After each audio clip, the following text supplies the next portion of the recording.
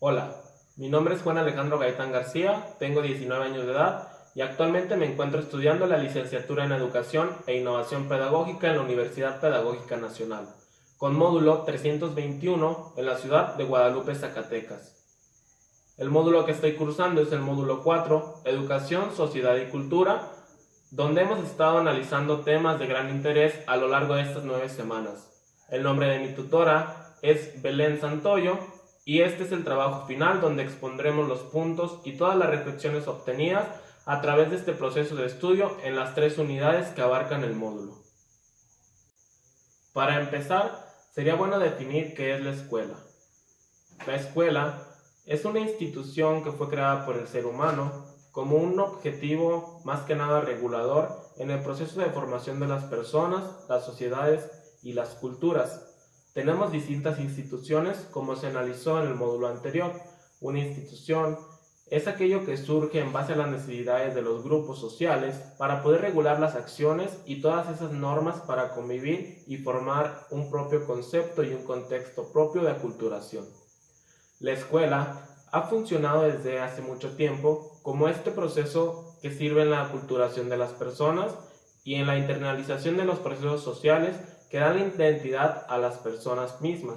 La escuela, de igual manera, ha servido como apoyo de otras instituciones, como por ejemplo la institución política o económica, dictando de cierta forma cuáles son las actividades en las cuales se van a desempeñar los individuos al egresar de estas, generando un perfil de ingreso, un perfil de egreso y todas aquellas actividades, todas aquellas competencias y todas aquellas normas que se pueden dirigir dentro de estas instituciones. La escuela en la actualidad se ha redefinido en todos los procesos con los cuales actúa y ejerce dentro de las personas. La escuela ha ido creciendo, ha ido mejorando, se ha ido innovando y se ha ido adaptando a todos los procesos de evolución que han tenido las sociedades. Cada vez es un poco más flexible, pero también cuenta con algunos otros tipos de herramientas, de docentes y de formaciones hacia los alumnos. Sus objetivos son flexibles de igual manera y tiene relaciones como por ejemplo con la política y el poder, ya que en base a la escuela es como la política quiere redefinir el proceso o todo lo que va a seguir la sociedad en un futuro. Esto quiere decir que se articula mediante la escuela la formación de las sociedades y cómo es que éstas van a actuar en un futuro o cómo van a ejercerse dentro de la vida. Un proceso que puede definirse como ejemplo podría ser el cómo las sociedades se dividen en clases sociales, el cómo es que nosotros elegimos una carrera para desempeñar, estudiar y poder ejercer en un futuro. Gracias a esta carrera obtendremos ingresos, obtendremos también el apoyo para nuestra familia y dinero, que de cierta forma es como nos hace entrar dentro del mercado nacional o incluso en la globalización, haciéndonos parte de estos procesos que son generales para todos sin importar tu raza, sexo, cultura. Todo se rige de cierta forma, de una manera muy similar, que ejerce de manera directa e indirecta en todos los individuos, aunque estén o no estén en la escuela. En la actualidad los procesos han sido distintos y también se ha optado por algunas otras estrategias, como por ejemplo el uso de las tecnologías de la información, que cada vez se hacen más presentes y que cada vez se hacen más virales a través del mundo, porque gracias a ellas se están obteniendo nuevos desarrollos, nuevas actividades y nuevos recursos que nos permiten redirigirnos como sociedad hacia un futuro más innovador. Si hablamos de educación inclusiva, muchas ideas y conceptos pueden surgir al tema. La inclusión es aquel proceso por el cual nosotros hacemos alusiva a la educación a todas las personas que no la pueden ejercer, que no la pueden recibir o que no la pueden practicar de igual manera que lo haría una persona en condiciones normales. Puede presentarse cuando hay barreras para el aprendizaje, ya sean físicas, con o sin discapacidad. Esto quiere decir que la inclusión es acercar a todos sin importar su condición física, sin importar su sexo, género o preferencias o incluso su cultura. Tenemos que generar una educación que sea inclusiva para todas las personas y que sea equitativa. Tenemos que evitar de igual manera el rezago social y el rezago educativo, que aún en la actualidad está presente en muchísimos lugares del país y de todo el territorio nacional. Por ejemplo, aquellas personas indígenas que no pueden gozar de los mismos privilegios que una persona mestiza que se encuentra en alguna ciudad o en algún pueblo que está un poco más urbanizado. De igual modo, las personas en contextos rurales no disfrutan de la misma calidad de todos los niños que viven en algunos contextos, como por ejemplo en escuelas federales. Esto porque no tienen las mismas condiciones de aulas, no tienen el mismo equipamiento, no tienen los mismos maestros capacitados y no tienen las mismas condiciones en las que se ejerce la educación como se hace regularmente en procesos y en instituciones educativas que pueden ser inclusive privadas, como por ejemplo colegios. Otros puntos que podemos tomar en cuenta hablando de este tema es el rezago que provoca la deserción educativa. El proceso de deserción se puede entender como cuando, por ejemplo, una persona está estudiando y termina, un ejemplo, la educación básica en la secundaria y ya no puede continuar con su educación de estudios de media superior o de educación superior, ya sea por condiciones meramente económicas, políticas, religiosas o inclusive en la organización geográfica, que no le permitan, por ejemplo, trasladarse a las universidades o que no haya una escuela cercana a donde se hospeda o donde vive. También hemos enfrentado procesos de liberación, como por ejemplo la idea machista de que las mujeres no podían estudiar en tiempos pasados. ¿Por qué? Porque se creía que solamente eran aptas para labores del hogar, cosa que se fue disminuyendo, pero que aún se encuentra presente en la actualidad, en algunos ranchos, por ejemplo, donde se puede ver de una manera un poco más cercana a como era anteriormente. Estas ideas machistas deberían ir desapareciendo y deberían ir disminuyendo debido a que todos tenemos las mismas oportunidades y tenemos igualdad en todo lo que queramos decidir de hacer con nuestra vida. Debemos prepararnos como sujetos para ser ciudadanos responsables y formar parte de las sociedades de manera adecuada sin tener desventajas sobre otras personas. Otro problema que se desencadena de este tipo de tema es el bullying y la discriminación, también muy presente en la actualidad, donde se discrimina a las personas o a los niños por sus condiciones culturales o sus condiciones físicas o por ejemplo en el contexto donde viven, donde se dice que por ejemplo una persona por ser de una comunidad indígena o ser hablante de otro idioma o pertenecer a otra religión no puede tener los mismos privilegios que los demás grupos que están acostumbrados a formarse dentro de las instituciones educativas. Los docentes deberían de tomar en cuenta todos estos tipos de problemas que se generan dentro de los contextos escolares, porque a raíz de esto pueden surgir problemas en el futuro, donde por ejemplo estos niños ya no puedan continuar con su educación superior y tengan que desertar de la escuela. De igual modo, algunas culturas indígenas han ido desmintiendo todos estos tabús de que, por ejemplo, no pueden continuar estudiando. Tenemos el ejemplo de las mujeres raramuris y algunas otras culturas, por ejemplo, algunas presentes en nuestra región, como por ejemplo los wixárikas, que ahora están gozando de los mismos derechos que las personas mestizas, con escuelas de calidad, con algunas estrategias, como por ejemplo el Consejo Nacional de Fomento Educativo, que busca a través de la participación de líderes para la educación comunitaria, el llevar servicios de calidad educativa a todos los niños que se encuentran en entidades rurales, marginadas o con alto rezago social, en lugares lejanos donde la Secretaría de Educación Pública no puede atender de manera convencional.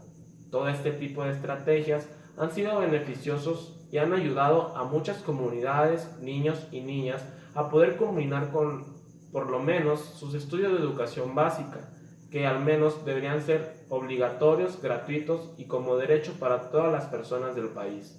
Otro tema importante analizado en el módulo es el uso de los entornos virtuales para el aprendizaje de los alumnos, de los jóvenes e inclusive de los adultos en los procesos educativos de la actualidad. La implementación de las tecnologías de la información ha servido como potencializador en los procesos educativos para el aprendizaje y enseñanza de los individuos, como herramienta de apoyo y también como facilitador de algunas otras actividades que antes se volvían un poco más difíciles. Gracias a los medios de comunicación y del Internet, hoy en día podemos estar comunicados casi en cualquier parte del país o del mundo a manera instantánea. E igual podemos investigar información directamente en la web sin necesidad de salir de nuestras casas o de tener que trasladarnos a una biblioteca. Todo gracias a un dispositivo inteligente y una conexión con acceso a Internet. Estos entornos nos han ayudado bastante. Un ejemplo, en el curso de esta carrera, nos ha ayudado a todas esas personas que por alguna u otra razón no podemos asistir a clases presenciales. Por ejemplo, en mi caso, que trabajo toda la semana y no me queda mucho tiempo libre para poder asistir a una escuela con un horario presencial. O personas que viven en comunidades muy alejadas, que sus condiciones no les permiten trasladarse a vivir a la ciudad. Por esto, considero que los entornos virtuales tienen una parte beneficiosa, aunque también tienen desventajas, como por ejemplo, no todas las personas pueden acceder a ellos. Existe el caso de comunidades rurales que ni siquiera cuentan con servicios básicos como por ejemplo agua, drenaje y luz eléctrica, lo que hace mucho más difícil que este tipo de estrategias, que este tipo de entornos puedan ser útiles para ellos y para su desarrollo educativo. Para culminar con el trabajo, terminaremos con una entrevista hacia el joven Joel Rubalcaba García, originario de Jerez, Zacatecas, que actualmente radica en Colotlán, Jalisco, y está cursando sus estudios de educación media superior en la Escuela Preparatoria Regional de Colotlán de la Universidad de Guadalajara. Bien, Joel, ¿podrías hacer el favor de presentarte? Sí, mi nombre es Joel Rubalcaba García, actualmente tengo 17 años y estoy cursando el bachillerato segundo semestre. Muy bien. Enseguida te voy a hacer algunas preguntas sobre la deserción escolar. Me gustaría conocer tu opinión sobre estos temas y qué es lo que crees sobre estas preguntas o cuáles son las creencias que tienes sobre las etapas que pasan las personas en su proceso educativo. La primera pregunta es la siguiente. ¿Cómo definirías la etapa en la que te encuentras dentro del avance que has obtenido en tu proceso educativo gracias a la clase social a la cual perteneces? Mencionándonos también cuál es la clase social en la cual crees que estás ubicado. Yo creo que estoy ubicado en la clase social media, a lo que no he batallado, gracias por seguir estudiando todo, no he batallado ninguno, como en otras personas como de rancho. ¿Crees que sea algo importante que unas personas sean de la clase social baja y que esto afecte en sus procesos educativos? Yo pienso que sí, al momento de cursar la prepa o universidad, por lo mismo que se ocupa un nivel más alto de ejercer dinero. Muy bien. La siguiente pregunta es esta. ¿Cuáles son los motivos por los cuales crees que las personas desertan de la educación media superior o superior en la actualidad? Yo pienso que es por la falta de dinero o que viven en ranchos y se les hace muy difícil trasladarse. O también podría ser por embarazos a temprana edad o bien las drogas. Bien, son problemas que se ven reflejados en la actualidad y que creo muchas personas coincidimos. Afectan a todos esos jóvenes que quieren continuar con sus estudios. La siguiente pregunta es esta. ¿Crees que la diferencia de género actualmente sea un problema para la continuidad de servicios educativos en educación media superior o superior? Yo digo que todavía sí, pero menos que antes. Muy bien. ¿Y cuál es la diferencia en las oportunidades entre personas dependiendo de su ubicación territorial? Por ejemplo, de personas de localidades urbanas a personas en localidades rurales. Pues también batallan más los de rancho, lo mismo de trasladarse o por falta de internet, por lo mismo que ellos también tienen que acudir a bibliotecas, lo que yo no, o personas de aquí no, por lo mismo que tienen internet en sus propias casas, no ocupan de salir. Muy bien. Joel, ¿crees que el proceso de admisión en universidades y preparatorias sea complejo para personas que padecen de rezago social en la actualidad? Yo digo que sí, porque al momento que intentan ingresar de primer año, los rechazan, que hace que se les bajen las expectativas y decidan abandonar los estudios. Bien, a la siguiente pregunta. ¿Cómo considerarías tu posición social dentro del proceso educativo que has seguido en la vida? Mencionándonos un promedio de años en tu continuidad educativa. Pues a mí me ha ido bien por no haber abandonado todavía mis estudios y de promedio de años yo digo que son de 13 a 14 años. Muy bien. ¿Qué tanto influye la distancia de las universidades a tu localidad de origen para que tu continuidad educativa sea sin dificultades?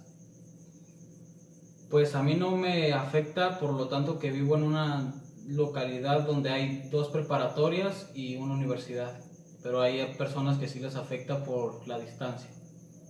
Bien, la siguiente pregunta, ¿cuáles son las cosas a las que tienes que enfrentarte día con día en el sector laboral para obtener recursos que te ayuden a solventar tus gastos en la manutención de tus actividades escolares? Yo actualmente trabajo medio turno en una mueblería para solventar el gasto de mis estudios y ayudar a mi familia.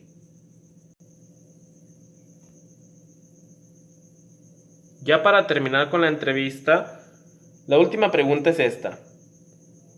¿Cómo valoras el nivel de apoyos que se brindan por parte del gobierno federal y estatal hacia los jóvenes que quieren continuar más allá de su nivel de educación básica? Pues son buenos, pero no siempre están dirigidos a las personas que en verdadmente lo necesitan.